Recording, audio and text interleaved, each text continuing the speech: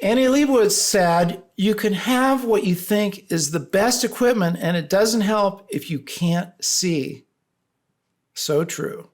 We're going to get into composition myths here. Number one, there are no rules to composition. You just sort of feel your way there. That's a myth.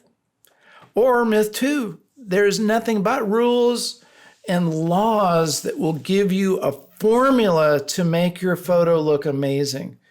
Okay, guess what? None of those are true. Now, there is a technique, and I'm not going to call it the rule of thirds because it's not. It's a guide, and sometimes it works and sometimes it doesn't. In this case, it worked beautifully. This is a photograph by David Smith.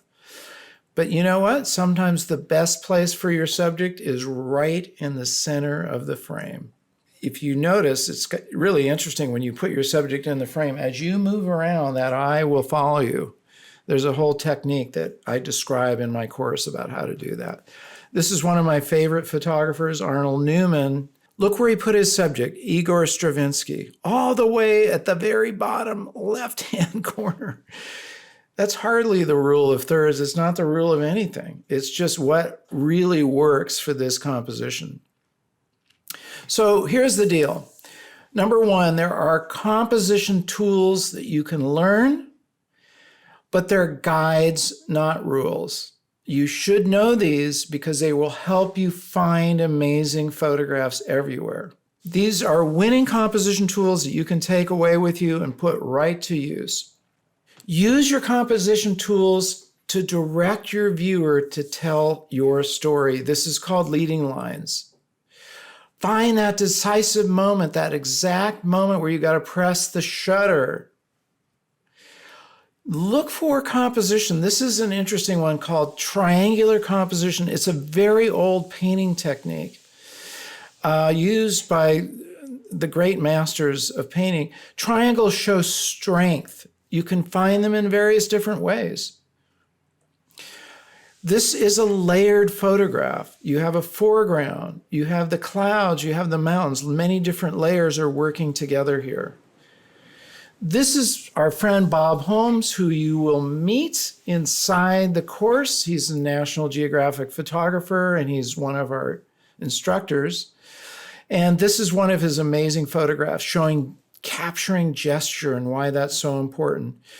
Here's another one capturing what he calls a punctuation point. Notice how that orange juice, your eye just goes right to it and it guides you there. It just adds this really nice touch. Here's a multi-award-winning photograph. He is a travel photographer and he won Uber awards for this photograph. Notice the diagonal lines give a feeling of motion. And notice that their feet are raised, which also gives you that forward feeling of motion. And these two steps, visualization and capturing, are some of the first key steps in the cycle of photography. Now realize that photography is like playing a game. Every game has its key points, but often people don't understand what they are. And like in cooking, a great chef uses the same key tools over and over in many different ways, just like this chef's knife. Our success rate comes from following the cycle of photography, which also works to solve issues and move forward constantly. And this is a whole lot better than just concentrating on gear or just one aspect of the whole in the hopes of getting results.